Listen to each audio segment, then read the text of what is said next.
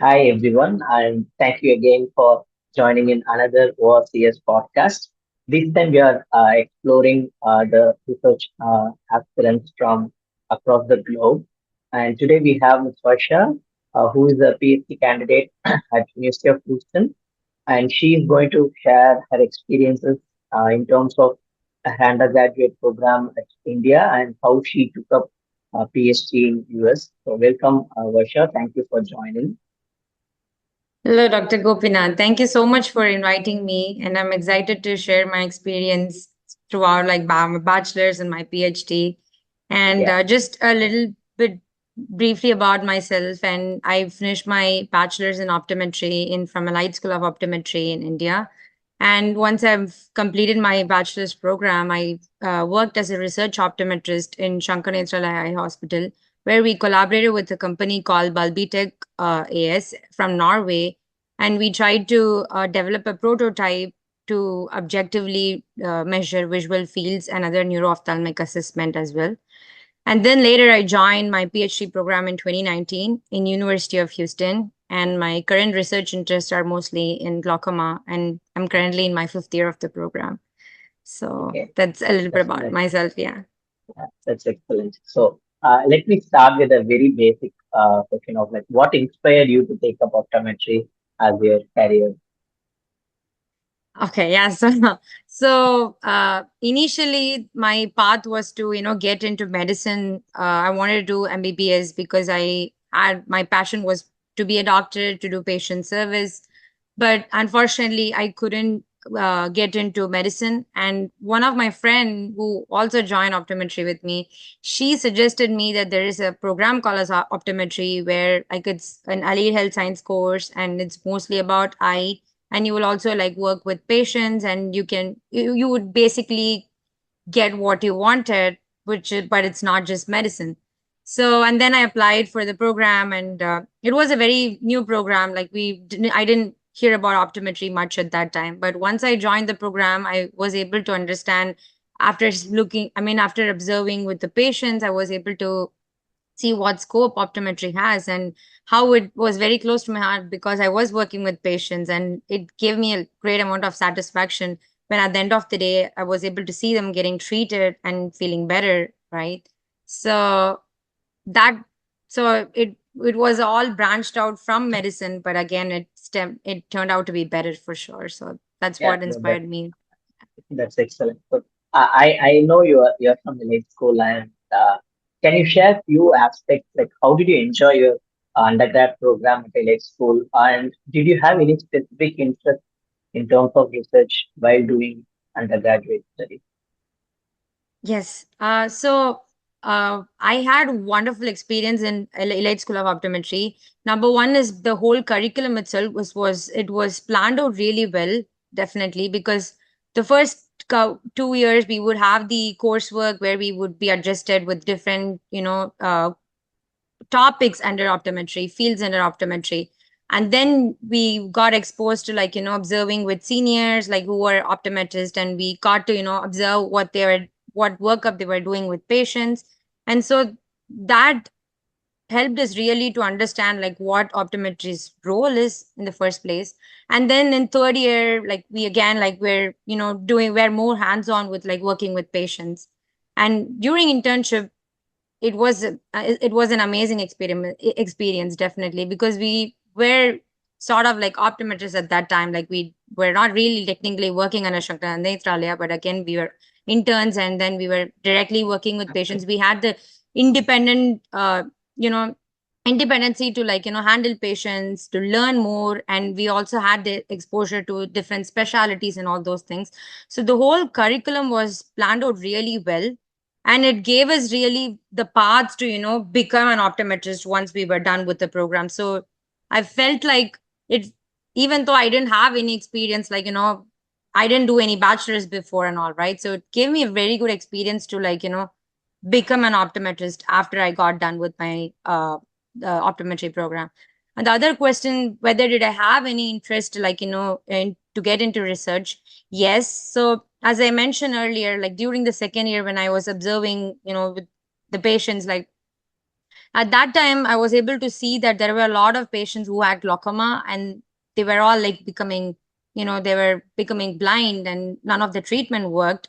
And I was very curious about that, and I was like, why is nothing working out? Like, why are the patients not getting cured at the end of the day? That was one of the diseases which causes irreversible blindness, and there's nothing you could do about it. So I was very curious to learn more about glaucoma. So thereby, I my third year project was pretty much mostly in glaucoma, and I was working with a lot of retrospective records, which was part of Shankar Netralia.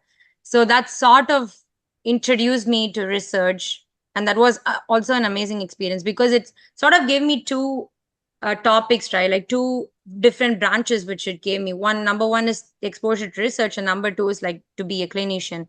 So yeah, that's about it. Yeah. Yeah, so it's very nice to like know that being a clinician is very important to becoming a researcher, and which has inspired me like when I was doing my postgraduate study. So coming to the next set of questions, like how many times do you apply for a PhD position before being getting accepted at Houston? Okay, that was a little bit of struggle there. So it was two times. I got rejected 1 year, and then the second time I had to reapply, and then that time I got in. So yeah, it was a little bit of definitely a hard time for me, but I can elaborate more about that if you're like interested. If someone will be it would find it helpful. So I think the first year, like I applied in 2018, and then at that time, I it was the usual process. I was applying to pretty much most of the universities in US, and because that was a direct PhD program, I didn't have a master's background. And US is one of the country where you could do direct PhD, which is an integrated PhD where you have the coursework and the project together.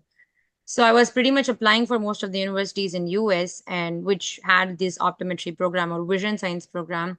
And there was a usual experience where you have to submit your curriculum, the CV, and your statement of purpose, and you need to share letter of recommendations as well.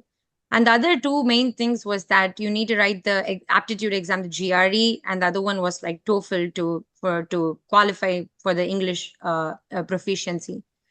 So the first year I couldn't get in these universities, and obviously it was directly from the administration point of view. It was not from the directly from the professor who I wanted to work with. So I couldn't get in. But the next year, I was fortunate enough to ask the associate dean or the administrative department on, hey, like I got rejected. Like, what are the things I need to work on so that I could apply the following year? And one of the universities, University of Houston, where like the associate dean was very kind enough to tell me, hey, like you maybe want to improve these aspects, and try again next year. So I basically had to improve my statement of purpose and like why I am interested, and also to include the potential labs I want to work in. So those things really helped me to like, know the shortcomings of my application. And thereby I was able to apply again, and then I was able to get in University of Houston. Yeah, so So it's nice to know that getting feedbacks even after rejection is very key to reapply and get like to have passion towards. If you want to do PhD, just get back to the professors and ask them, okay, what I am lacking and how should I improve on that. Yeah. And yeah. so, can you tell some key challenges you faced while drafting your PhD application process? Yes. So I think the main thing was definitely, as I said, the statement of purpose. Because obviously we have the passion. Like I have the passion to get into research. Like I want to do research. That was, I was set with that, dead set with that. But again, you really have to give a story on like why you really think you want to do research. Like what is your basis of like the whole passion, or like why you want to do research. That's something I feel like it's very hard to think. And even if you could think about it, you have to put it in words, and the other person should get it, the whole department, like whoever is wants to take you, they need to get it why you are really passionate. So that was one of the definitely one of the hardest thing. And but I was very fortunate because, as I said, when I was working as a research optometrist, I had a lot of seniors with me around me, and they were kind enough to give me feedbacks about like, hey, like, do you want to improve on this? Do you want to improve on that? So they gave me a lot of feedback on how to improve on that. So that helped me like shape the statement of purpose better.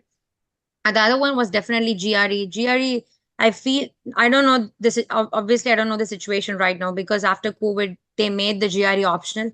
But at that time, I would definitely say GRE was one of the issues I had because they don't have really a good cutoff. But again, obviously, if the better your scores, the better your chances would be to get into the next step for an interview. So I had a little bit trouble about improving my score. So I had to retake the GRE and thereby improve the scores. And I think those are a couple of pretty much things which I would say at that point, because I wasn't able to contact any professors at that point because it usually gets to the administration point of view, and then if you need to contact, you can further contact in the next step. So those two are definitely like the major challenges I would definitely, yeah, So tell. after you got into your PhD program, how did you adjust to the US life as an international student? Oh, so it was initially, so number one, I had a additional advantage because couple of my seniors from ESO were already doing their PhD here. So definitely I didn't feel like, oh my God, like I'm stepping into a whole new country, whole new city where I don't know anyone. At least I knew two people at that point. So that definitely was an advantage. But otherwise, I could definitely say that you would feel very alienated in a new country where you don't know the place. You have to figure out a lot of different things. And of course, like us being, with our family, with our parents, and, suddenly stepping out of that comfort zone and, having to figure out life itself is definitely hard. So initially, to get adjusted to how the whole US system works, the healthcare system is completely different. You cannot just go and look for a doctor on the same day. You need to stay sick and get the appointment whenever you can. So the healthcare system is very different. And of course, people wise, I was also again fortunate because in Houston there are a lot of people who are Indians as well. So it was not like, it was not obviously it's a very diversified culture here, but it's also good to have like, people from our country who we could talk to, who could understand our issues as well, right? So those things were definitely hard initially. And of course, apart from that, just getting adjusted to the program itself was a little bit harder for me. And the reason why I would say is that, as I told, I didn't have a master's, and the coursework were triple fold or like, tenfold much in depth and much denser, I would say. So, getting you, they throw these coursework on you and you have to really get adjusted to that, give these exams which are very crucial for you to get to the next step, right?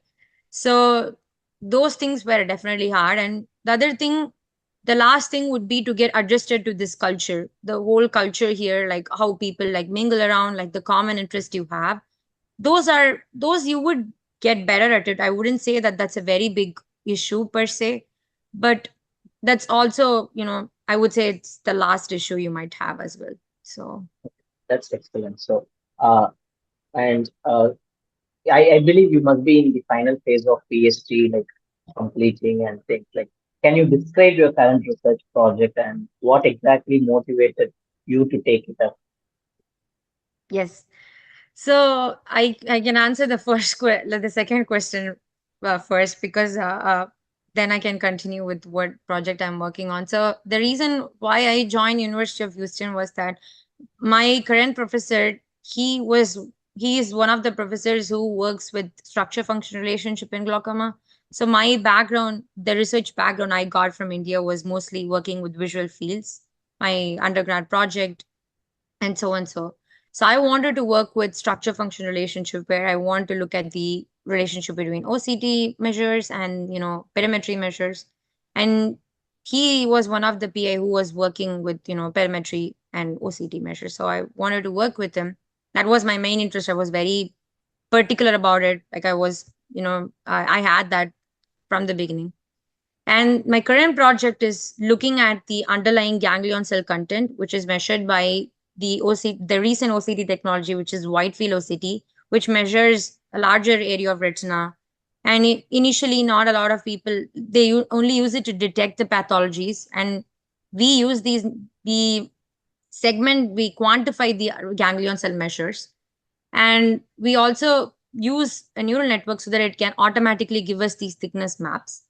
And we wanted to initially compare these measures to perimetry. But before doing that, we also looked at the perimetry measures. And we basically what we tried to do was get the histological ganglion cell content for which is underlying wide field OCT measures and also the perimetry measures. So we tried to look at a structure function model and also have what is the utility of these metrics in the first place in when it comes to glaucoma assessment and disease progression. That's briefly what I'm doing.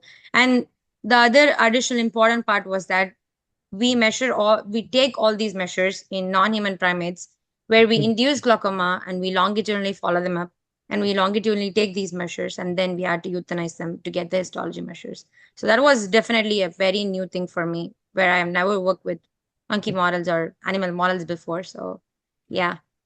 I can relate to that, like because some of my friends who are working with rat models and Mr. Rats at Mahe, so when I visited the lab, it was like a very alien to me as you were you had an experience handling monkeys and inducing glaucoma. That's very nice. Yeah. And moving on to a couple of general questions apart from your PhD, can you express some of the key essential qualities to be a successful research scholar? And before you answer that, if you can answer, how can undergrad students can develop their research skill during their undergraduate studies itself, and that can help them to become a better research scholar? So if you can combine those two, and then answer would be great. Yeah, sure. I think for the second question or the first question which you wanted me to answer, the few skills which like the aspiring scholars would want to learn or understand is the first key thing is thinking about what where your research interests are the first place, because that might be a little bit confusing. You might want to take up whatever is right up there, but the first thing would be to really understand like what is the research interest you really want to like work on. I mean, it can be broader, like it need not be very specific about like this exactly what I want to work on. At least the research field is something you should know. And the other thing I would definitely suggest would be to do basic literature review, because that's something you are going to do no matter where which program you're going to get in, either masters or PhD. So basic literature review on how to critically look at each paper or each work. That's something I really learned after coming here, because you can't take everything, you have to take everything with a grain of salt is what I have learned. You can't blindly like say that those are the facts. You have to really critically look at the paper to really able to uh, critically look at the paper is something you can start from the beginning, and it won't be like a lot out of apart from what you're doing. Another thing would be basic statistics, and that's something it would definitely change as your projects change. So but it's good to have that basic knowledge on what are the type of tests you can do, and then you can grow from there. So these are the main things which they can try to concentrate, or if they really want to pursue like PhD. And the other qualities as a PhD scholar, I wouldn't term it as rules or like dead set qualities for sure. But the number one is to have that you should have be more passionate enough to accept all the disappointments and accept all the failures which happens throughout the journey. So you should have that mental energy to like accept the failures and get past to it. And the number two is that to have that mindset of like PhD is going to be tough, and do anything to get past that. I feel like that's something I really didn't get until I came here. Now I was thinking that I'm capable of doing that. That's all good, but again, you really have to have that mindset. Hey, it's going to be tough, but I'm going to push through it. I will do what I am supposed to. So having that mindset would definitely help any scholar to keep going at it. And the other thing would be to have patience and perseverance. It's all connected. Whatever I said, it's all connected. But to have that patience and perseverance, because one, you would have been working with something for like 1 or 2 weeks, and that wouldn't have worked. So your 2 weeks of efforts would have gone, into the trash. But again, you have to keep trying to succeed. And so you really have to persevere and like be very patient to get to that stage. And I think those are pretty much what I would say. It's not really from a skill point of view, definitely. It's all like, sort of the mindset towards that. But the skills you can always learn as you go through. So as you get into the program. So I wouldn't want to talk about a lot about skills in here because it varies with the lab they might join. So Yeah, I used to tell my students something like mhm. you will have a lot of ups and downs during your PhD, and you will not get any fruitful results even though you work for 6 months or 8 months, and it's at the end. So you have to wait. It's like growing a bamboo tree. You have to wait for 5 years. Suddenly, it just comes up like 2 feet of height, and I can see the same aspects from your understanding as well. So coming to the Yeah. last couple of questions, like you might Yes. have also like teaching activities and other working culture. So how did you manage in terms of a teaching assistant at Houston and like interacting with international grad students? Can you share a few points on that? Yes, absolutely. Thank you for asking that question because it's initially I was terrified to, be as a teaching assistant. As I said, I was very new to this culture, and to teach pretty much most of the American kids over here is kind of a little bit challenging. It was initially challenging. And the other thing which was challenging was that the course work which I was teaching was neuroanatomy, which I didn't have a lot of knowledge. As you know, in optometry, we barely covered Mm. neuroanatomy and was in the first year. So, to getting to know the material itself was the initial challenge.